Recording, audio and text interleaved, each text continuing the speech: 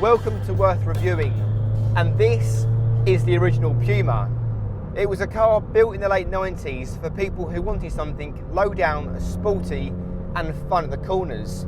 It wasn't necessarily practical, but it was mainly built for the younger generation which didn't care so much about practicality.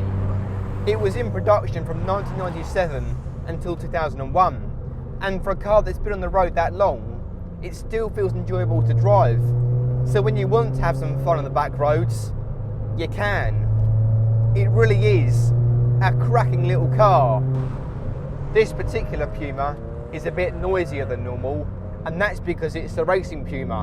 Only 500 of these were built by a company called Chelmsford for people who wanted a beefier looking, sportier, louder and more powerful Puma. So this produces 153 brake horsepower, which is 30 brake horsepower on top of the standard 1.7 litre Yamaha engine. It's not powerful, but when these, or even the standard Pumas were out, they were built to feel nippy and to tackle the corners. So, a 20-year-old coupe car which was, and still is, great fun to drive, what happens to it 20 years down the line? Yep, it turns into a crossover SUV. But before you think, oh brilliant, another bigger car on the road, it's better than you may think. Now, although it's not sporty and low down like it used to be, and instead it sits higher up, gets screens and a load of tech as standard, but it's actually quite fun to drive. And that's mainly because it's based on the Fiesta chassis. And even though Ford have raised the ride height of it slightly and given it a bigger body, you can't tell much difference between this and a standard Fiesta. So if you chuck it into a corner, yep, you can definitely feel that Fiesta underneath it, which makes this car feel so enjoyable to drive. And that's something you don't really get in SUVs. And once you've finished having fun, the Puma can be quite grown up as well. This model has mild hybrid technology, which means there's an electric motor as well as a petrol engine that allows the engine to shut down whenever you're coasting or about to stop. So it helps save fuel, and it's quite practical as well. If you want to see more about this car, click up here for my full review. So, they're both fun to drive. One's bigger, more practical and has a load of tech, while the other is the opposite. So which one's better? It's a bit of a tricky question. Let me explain. They're both based on the Fiesta, they both have a petrol engine, they both have a manual gearbox and are both driven by the front wheels. Even the power outputs are the same.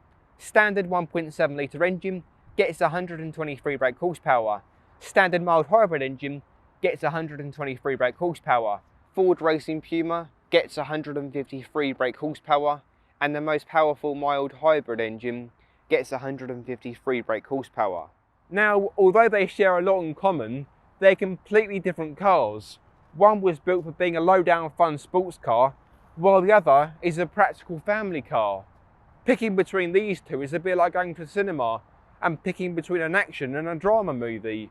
Both completely different genres, aimed for different people. And that's the same with these two cars. Ford haven't just turned the Puma into a crossover SUV for the sake of it. It's because more and more people want pointless SUVs. You see, about 20 years ago, people were fine with much smaller cars, and 20 years down the line, people want bigger cars. And because the demand for SUVs is so high, manufacturers will make more of them.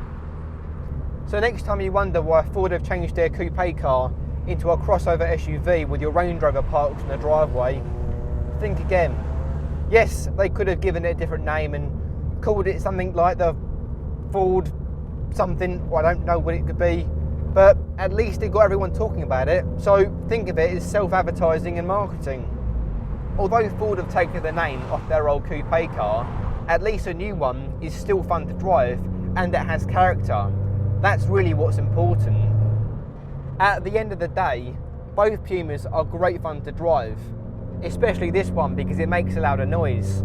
So if you was to ask me which one I prefer, it's got to be the Puma. The proper Puma.